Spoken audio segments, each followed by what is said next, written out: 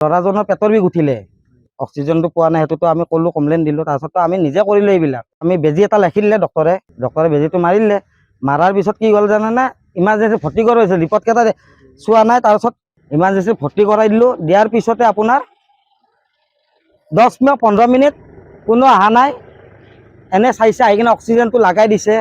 লগাই দিয়াৰ পিছতে অলপ পিছত মাতি ৰিকুৱেষ্ট কৰি আছোঁ যে ভৰি হাত টানি ধৰিছে, মাতি আছোঁ গোটেইবিলাকক। পুলিচো আছে, আপোনাৰ ভিতৰত পুলিচো গৈছে, ছাৰ ৰিকুৱেষ্ট কৰি আছোঁ, আপুনি চাই লওকচোন, ডক্টৰক মাতকচোন, বহুত দাউৰি গ'লোঁ, কিন্তু কোনো একো ৰেছপন্স দিয়া নাই। লাষ্টত ল'ৰাজন মাৰাই গ'ল, মাছটো খুলি দিছে নাকে মুখে তেজ। তেখেতে কৈছে মই উশাহ পোৱা নাই, উশাহটোতো একদম নাইয়ে, প্ৰথমৰ পৰা আমি কষ্ট পাইছো। তেখেতে ডক্টৰক বিষাইছে। কোনো ডক্টৰে মানে এনেকুৱা কৈছে, তহঁতৰ কাৰণে আমি ৰখি আছো নেকি? ডক্টৰে সেনেকুৱা ৰেছপন্স দিছে, তহঁতৰ কাৰণে ইমান বেয়া বিহেভ কৰিছে। তাৰমানে চিলিণ্ডাৰত, অক্সিজেন চিলিণ্ডাৰত কোনো ধৰণৰ অক্সিজেন পোৱা নাই। অক্সিজেন নাই, পালে তেখেতে নিজে পেচেণ্ট গৰম হাৱা আহে নেকি অক্সিজেনত? গৰম হাৱা আহে নেকি? অক্সিজেনত তাৰলে গৰম হাৱা আহে নেকি? এনেকুৱা নহয় ন। অক্সিজেনটো সদায় বতাহ আহি থাকিব লাগিব, ডক্টৰজনৰ কাৰণে কোনো নাই, অকল ডক্টৰৰ প্ৰটেকশ্যন। একো নাই, আমি নিজে অক্সিজেন খুলি দিছো।